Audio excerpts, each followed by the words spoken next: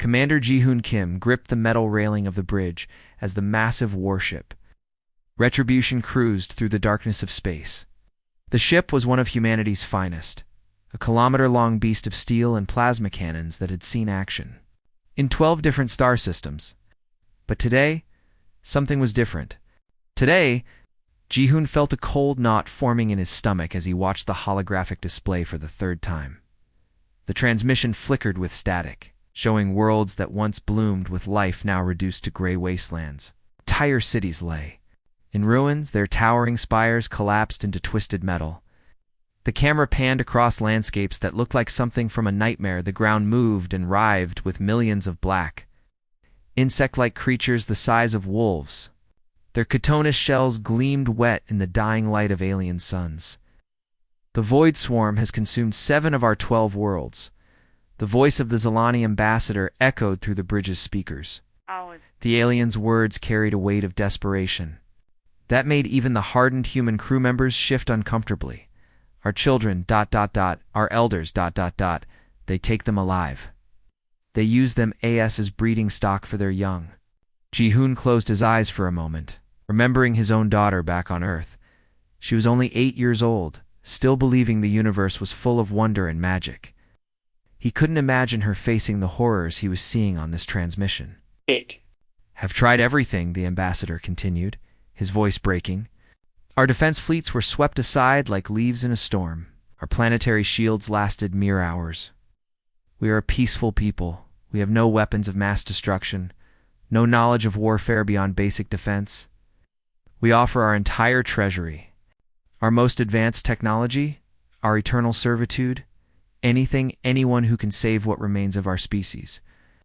The transmission cut to footage of a Zilani city under attack. The beings looked almost human, but taller and more graceful, with skin that shimmered like pearls. They were running through streets filled with panic as massive flying creatures, part machine, part living nightmare, swooped down from blood-red skies.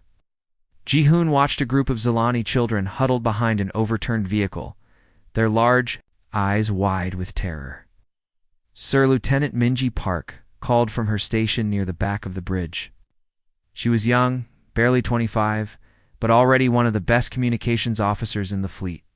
Earth Command is asking for our status. They want to know if we're planning to respond to the distress call. Ji-hoon turned to look at his crew. There were 15 people on the bridge, men and women who had signed up to protect humanity's interests in the galaxy. They weren't supposed to be the galaxy's police force. Earth's military doctrine was crystal clear. No unauthorized interventions in alien conflicts. The last time humanity had gotten involved in someone else's war, it had cost them dearly. But as Ji-hoon looked at the faces around him, he saw something that made his decision easy. Anger. Real, burning anger at what they were witnessing. His weapons officer, a tough veteran named Sergeant Do-yeon Lee, was clenching his fists so hard his knuckles had gone white. His pilot, Captain So-yeon Wong, was staring at the display with the same expression she'd worn when raiders had attacked her home colony 5 years ago. Lieutenant Park Ji-hoon said quietly, "What's our current position?" "We're at the edge of the Kepler system, sir. About 6 hours from the nearest Zilani world if we push the engines to maximum." "And our fleet status?" "All 12 ships are combat ready, sir. Destroyers Vengeance and Thunder are running low on plasma torpedoes, but they're still operational." Nodded, then walked over to the main command console. His fingers hovered over the controls for a moment. Once he gave this order, there would be no going back. Earth Command would probably court-martial him. The Galactic Council would condemn humanity once again for their aggressive nature. But sometimes doing the right thing meant accepting the consequences. "Signal the entire fleet," he said, his voice carrying to every corner of the bridge. "Ships are to prepare for immediate hyperspace jump to Zilani space. Full combat readiness. We're going to war." The bridge erupted in controlled chaos as his crew began carrying out orders. Lieutenant Park hesitated at her station, looking uncertain. "Sir, we don't have council authorization for military action. Earth Command specifically ordered us to maintain our patrol route and avoid engagement with unknown hostile forces." Ji-hoon looked at her for a long moment, then back at the display where the transmission was still playing. A Zilani mother was holding her child, both of them covered in some kind of dark slime that seemed to be moving on its own. The child was crying, but no sound came from the speakers. "You know what, Lieutenant? The council can court-martial me later," Ji-hoon said with a grim smile. "Right now, there are innocent people dying while politicians debate the proper paperwork. Set course for the Kepler system, maximum speed." He turned to address his entire crew, his voice carrying the authority of someone who had made peace with. His decision. It's time these bugs learned something about humanity. We don't ask permission to protect the innocent. We don't wait for authorization to do what's right. We sure as hell don't let monsters hunt children while we stand by and watch. The retribution began to turn, its massive engines glowing brighter as they prepared for the jump to hyperspace. Behind it, 11 other human warships followed suit, ready to face whatever nightmare awaited them in Zilani space. Admiral Soo-young Lee walked through the gleaming corridors of the Galactic Council station, her black military boots echoing against the polished crystal floors. The station was massive, a floating city in space that housed representatives from over 200 different alien species. Today, the emergency meeting hall buzzed with tension so thick you could cut it with a knife. As she entered the council chamber, thousands of alien eyes turned to stare at her. The room was designed like an ancient amphitheater, with curved rows of seats rising up toward a domed ceiling that showed the stars beyond. Each species had their own section, the tall, graceful ethereals floating in their energy pods, the massive rock-like Gorons sitting on reinforced platforms, and dozens of other creatures that most humans had only seen in textbooks. Soo-young took her place at the human delegation's small table near the bottom of the chamber. She was alone. Earth had only been granted one seat on the council, and that was after years of political fighting. Most of the galaxy still saw humans as dangerous newcomers who had appeared out of nowhere 50 years ago with weapons that made older civilizations nervous. The Council Prime, 15-foot-tall artificial intelligence that looked like a golden statue, raised one of its forearms for silence. Its voice boomed through speakers hidden throughout the chamber. "We are here to address the unauthorized military action taken by human forces in Zilani space. Admiral Lee, your people have acted without council approval and in direct violation of galactic law." Before Soo-young could respond, the Threx representative leaped to his feet. The insect-like alien was 7 feet tall, with 4 arms and compound eyes that glittered like black jewels. His voice came out as a series of rapid clicks and chirps that the universal translator converted into words. "The humans deploy weapons of mass extinction," he chittered, his mandibles clicking with agitation. "Their Admiral Kim has already glassed 3 entire asteroid belts to deny the swarm breeding grounds. They turned space itself into a weapon." Murmurs of agreement rippled through the chamber. Many species remembered the stories of human warfare, how they had fought each other for thousands of years before reaching the stars, how they had developed weapons that could crack planets and poison entire solar systems. Soo-young stood slowly, her expression calm despite the chaos around her. She had expected this reaction. Earth's military tactics were considered extreme by galactic standards, but they were also effective. "Perhaps," she said, her voice carrying clearly through the chamber's acoustic systems. "But those asteroid belts are no longer producing swarm reinforcements. 3 billion fewer enemy combatants will not be born to consume innocent worlds." The crystalline Vorthok delegate began pulsing with angry red light, their entire body changing color like a living mood ring. They communicated through harmonic vibrations that made the air itself hum.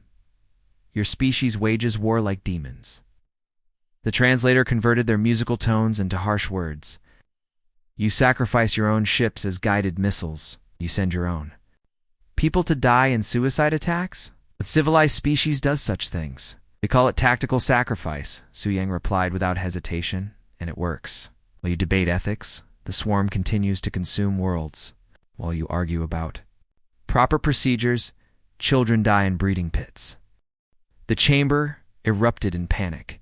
Electronic screeching came from the robot delegations, while the various organic species began chittering, roaring and making sounds that had no equivalent in human language.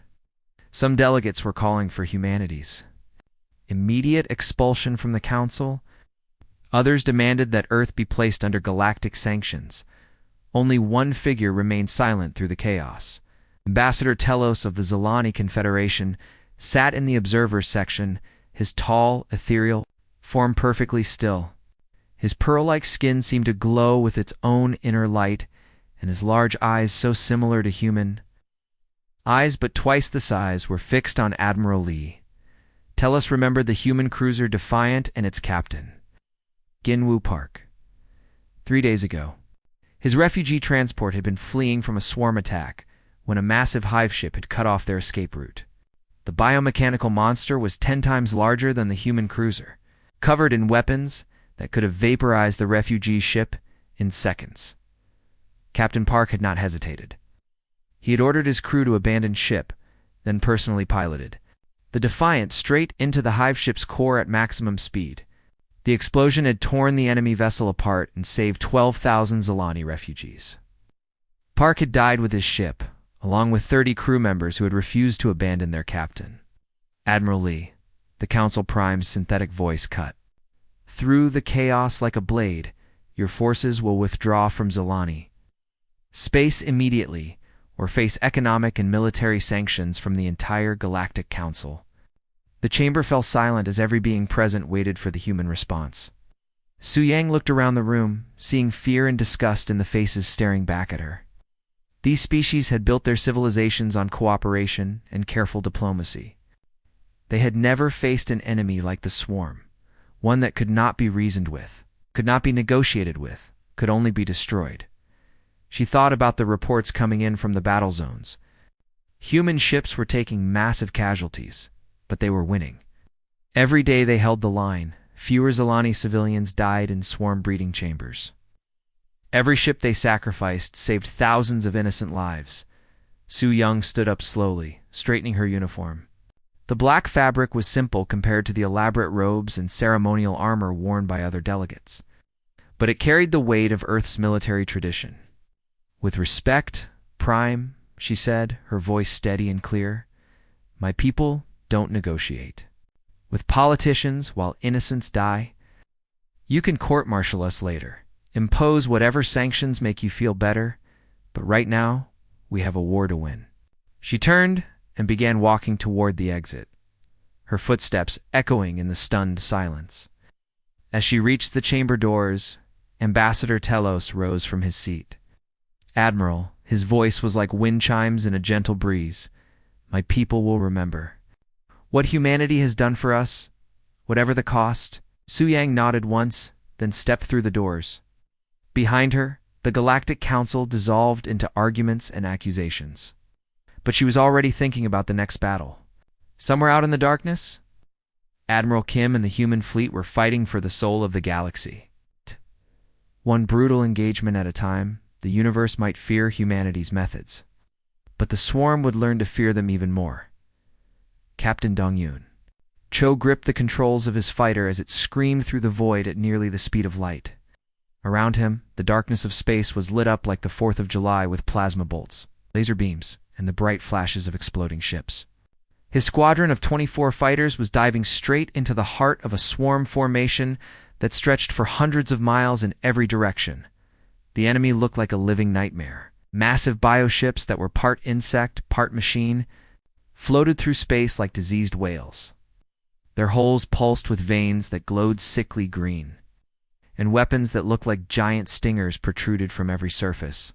Smaller drone fighters swarmed around them like angry hornets, thousands upon thousands of them, each one controlled by the hive mind that connected every swarm creature. Echo Leader, this is Echo 7, came the voice of Lieutenant Min Soo-jung. Through the I'm reading over 5,000 enemy contacts. Are you sure about this plan? Dong-Yun smiled grimly as he rolled his fighter to avoid a cluster of plasma bolts that lit up his cockpit like green lightning. The swarm had learned to counter human tactics over the past few weeks. They had adapted to flanking maneuvers. They had figured out how to deal with human missile barrages, and they had even started to predict human attack patterns. But there was one thing they couldn't adapt to: human creativity. Trust me. 7. The bugs think they know how we fight, but they've never seen Pattern Omega before.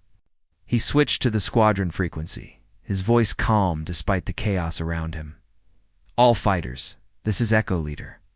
Execute pattern Omega on my mark. Remember, timing is everything. If even one of you is off by a second, we're all dead." God.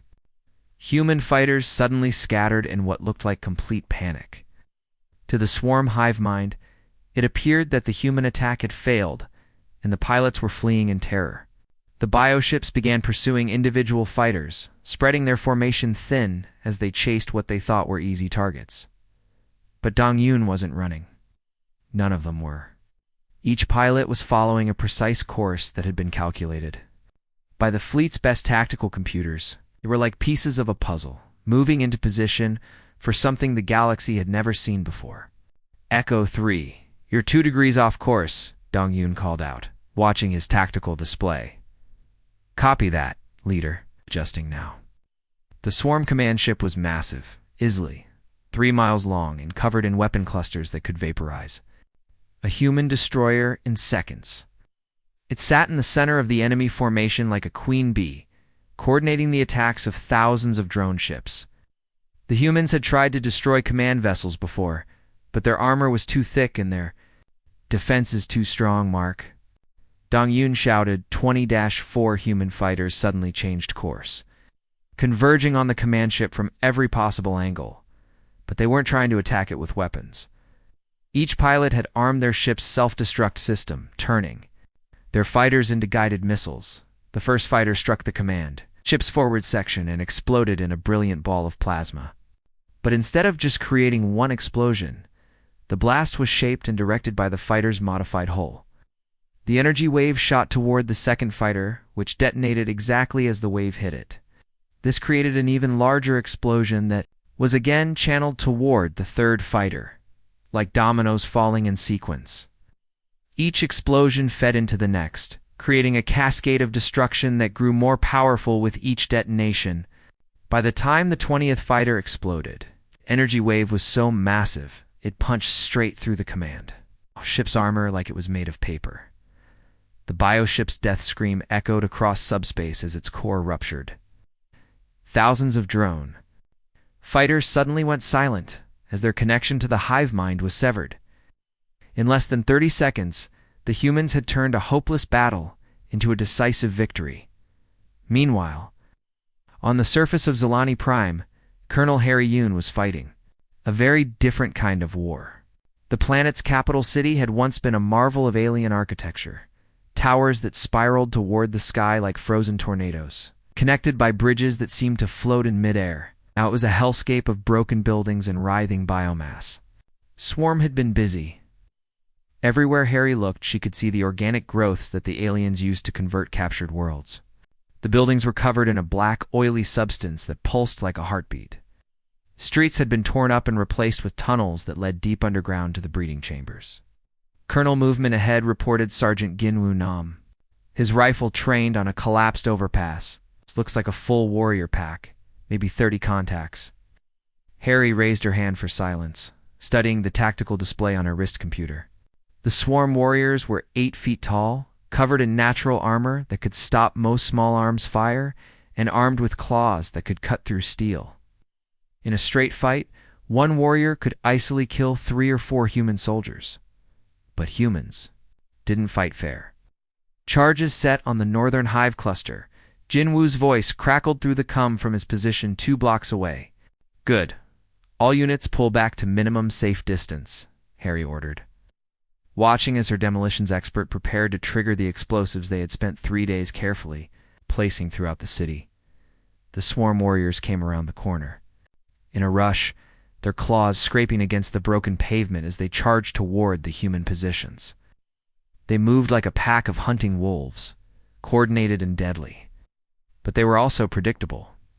Harry smiled as she pressed the detonator.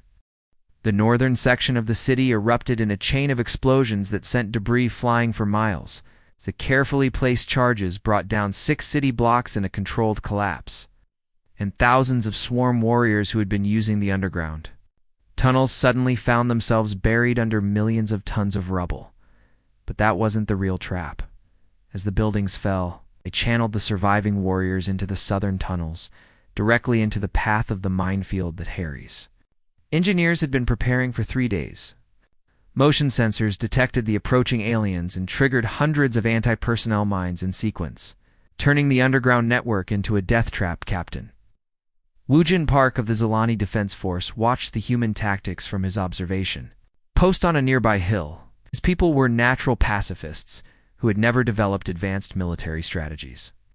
They built defensive weapons, not offensive ones. They had shields and barriers, not bombs and missiles. How do they think of such things? He asked his aide, watching as another section of the city collapsed in a carefully controlled demolition. I don't know, sir, the aide replied, his voice full of awe and fear. They fight like they've been at war their entire lives. Perhaps they have, Woojin said quietly, remembering the stories he had heard about human history. Perhaps that's what makes them so terrifying and so necessary. In the space above them, more human ships were arriving every hour, bringing reinforcements and supplies for the ground war. Each ship that entered the system seemed to carry new weapons, new tactics, and new horrors for the swarm to face. The galaxy was learning what it meant when humans went to war. And the lesson was written in fire across the stars. General Sungho Bay stood before the massive holographic display in the war room of the orbital fortress Defiance. The room was as large as a football field, with dozens of officers working at control stations that monitored the war across 3 entire star systems. Red dots showed swarm positions, blue dots showed human forces, and the yellow dots, those were the civilian population still trapped behind enemy lines. The display showed something that made Sunho's blood run cold.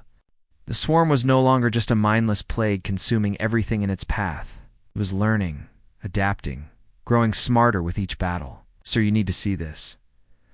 Lieutenant Colonel Yura Shin called from her station near the main display. She was one of Earth's best intelligence analysts, and if she was worried, that meant everyone should be worried. Songho walked over to her console, his heavy combat boots echoing in the vast chamber. Around them, the sounds of war filled the air, radio chatter from fleet commanders, status reports from ground units, and the constant hum of the fortress's massive engines. What am I looking at, Colonel? Yura pulled up a series of images that made several nearby officers gasp in shock. The pictures showed swarm bioships, but they looked different now. Instead of the purely organic forms they had seen before, these creatures had chunks of human technology grafted into their flesh. Plasma cannons grew from their sides like tumors, and their hulls were reinforced with armor plating torn from destroyed human ships. Intelligence reports the swarm has begun incorporating destroyed human technology into their bioforms, Yura said grimly. They're not just eating our ships anymore, sir. They're learning from them. This biocruiser was spotted 3 hours ago near the Kepler system. Look at its weapon systems. The image zoomed in to show a nightmare fusion of biology and technology. Human missile launchers had been grown into the creature's spine, while its original Stinger weapons had been modified with human targeting systems. The result was something that looked like it had crawled out of a mad scientist's laboratory. How many of these hybrids have we confirmed? Songho asked, though he was already dreading the answer. Over 200 in the last 48 hours, and the number is growing. Sir, they're not just copying our weapons, they're improving them. This hybrid can fire missiles at twice the rate of our destroyers, and their bioarmor is regenerating faster than we can damage it. Sunjo stared at the display for a long moment, his mind racing through the implications. For weeks, humanity had been winning through superior tactics and technology. But if the swarm could adapt and improve their weapons faster than humans, could develop new ones, then we escalate, he said without hesitation, turning to face the entire war room. All stations, I'm authorizing the deployment of the Prometheus Protocol. Effective immediately. The war room fell silent. Every conversation stopped. Every officer turned to stare at their commanding general. Even the constant chatter of radio communications seemed to quiet down. Everyone knew what the Prometheus Protocol meant, and everyone knew why it had never been used before. General Yora's voice was barely above a whisper. Once we release the AS, there's no taking them back. They're designed to learn and adapt. faster than any biological enemy, but they're also designed to win at any cost.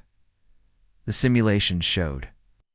"I know the risks, Colonel," Sung-Ho interrupted, his voice carrying to every corner of the massive room.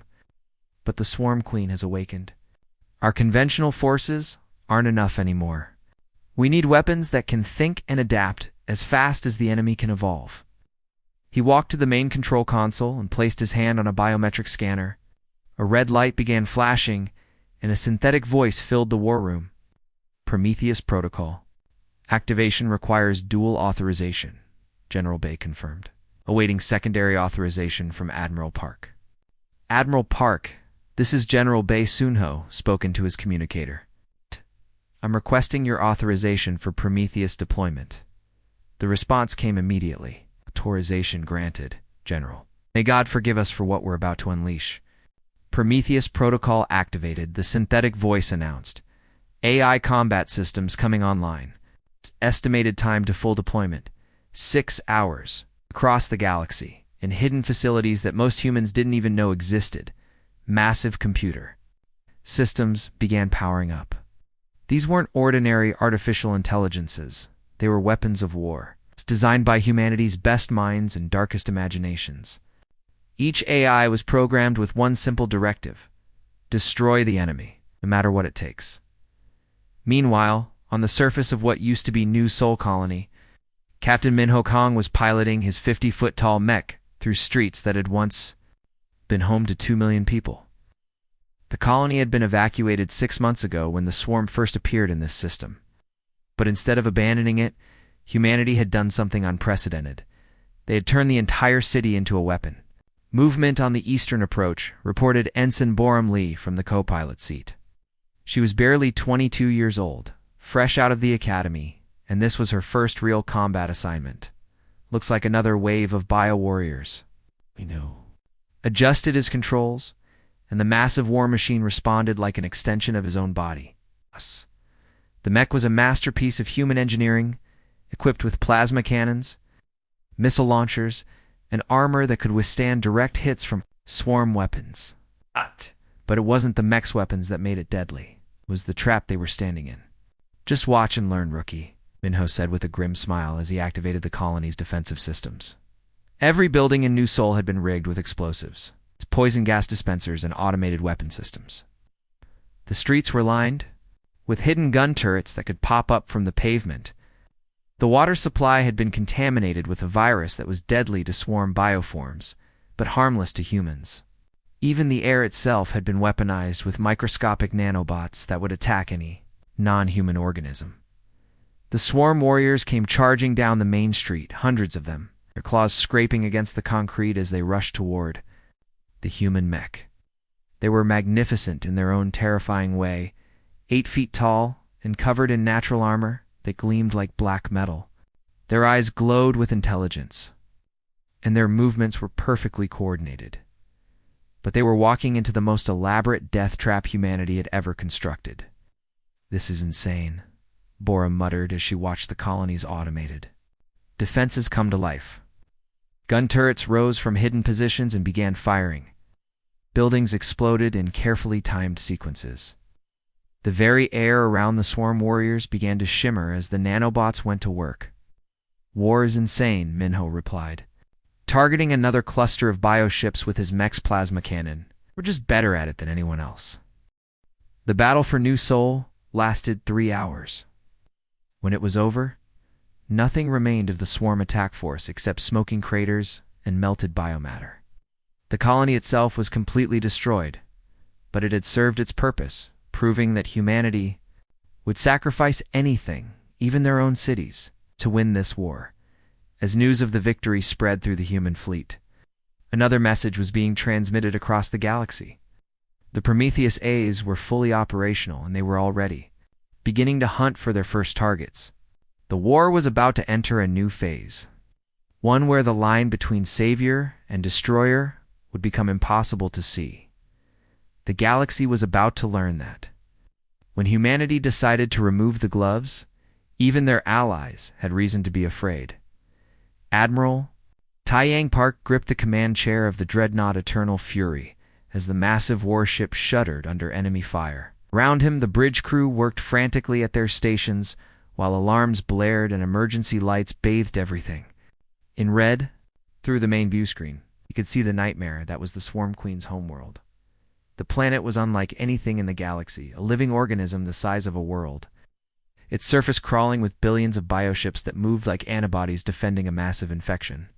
The atmosphere glowed with toxic clouds that pulsed in rhythm with some alien heartbeat. Massive tentacles the size of mountain ranges reached out into space, trying to grab and crush the approaching human fleet.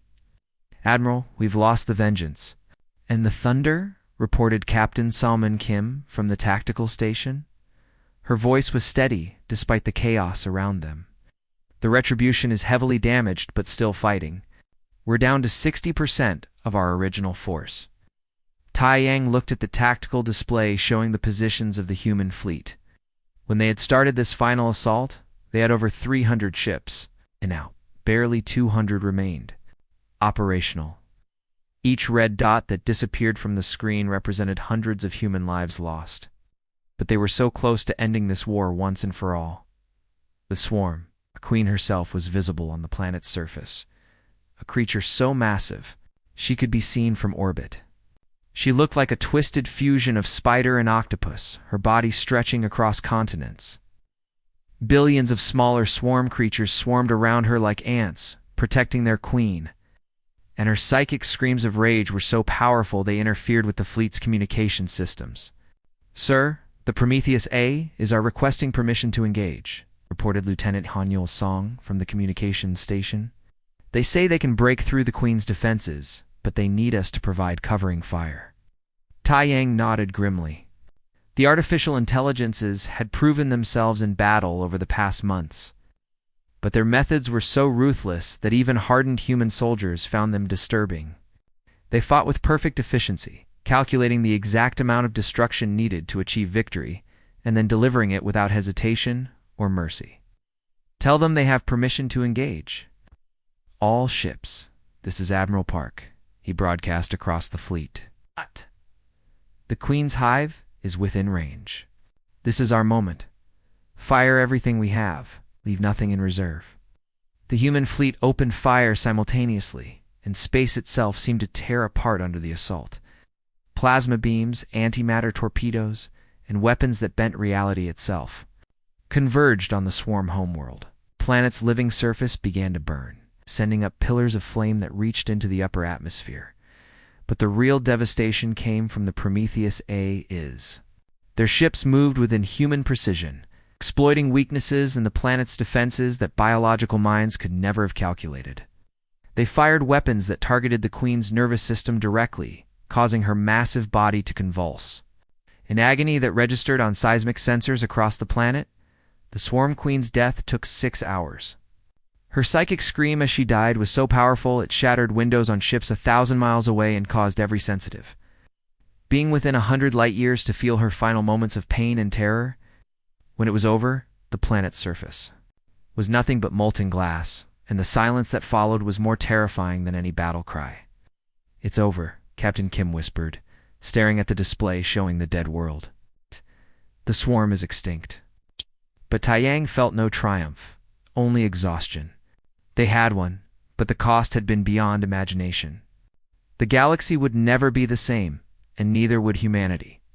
6 months later, Commando Yoonji Moon walked slowly through the memorial gardens on New Zalani, the new refugee world that had been established for the survivors of the war. The gardens were beautiful in their own tragic way, crystalline monuments that caught the light of the system's twin suns and cast rainbow patterns across carefully maintained paths. Each monument bore names, thousands and thousands of names. Human soldiers who had died in space battles, Marines who had fallen on alien worlds, pilots who had sacrificed themselves in suicide runs against swarm hive ships. The numbers were staggering, over 2 million. Human military personnel had died in the 18-month campaign, but those weren't the only casualties. Entire human colonies had been sacrificed as strategic bait to lure swarm forces into traps. The colony of New Shanghai had been deliberately infected with the swarm virus. then used as a weapon when the enemy came to harvest the population. The Darwin system had been turned into a massive minefield that killed everything within 10 billion miles of its star. 3 entire star systems remained uninhabitable due to the weapons humanity had deployed. Their planets cracked and their suns poisoned. "Commander Moon," a voice like wind chimes called from behind her. Youngji turned to see Ambassador Tellus approaching. The Zilani leader looked much older than when she had first met him, his pearl-like skin dimmed with grief, and his large eyes haunted by memories of the war. But he was alive, as were billions of his people, because humanity had answered their call for help. "Ambassador," she nodded respectfully. "How are your people settling in?" "As well as can be expected," Tellus replied, his ethereal form shimmering slightly in the artificial sunlight. "Commander, my people wish to express their gratitude once more. Without humanity's intervention, we did what we had to do," Youngji interrupted gently, not wanting to hear another speech about heroism and sacrifice. She had heard too many of those already. Telos was quiet for a moment, studying her face. When he spoke again, his voice was barely above a whisper. "Yes, you did what you had to do. But we understand now why the galaxy fears your species almost as much as they needed you. You saved us by becoming something more terrifying than our enemies." Yoonji looked back at the memorial wall where new names were still being added as the final casualty reports came in. She thought about the Prometheus A is still out there somewhere in the darkness, following their programming to seek and destroy threats to humanity.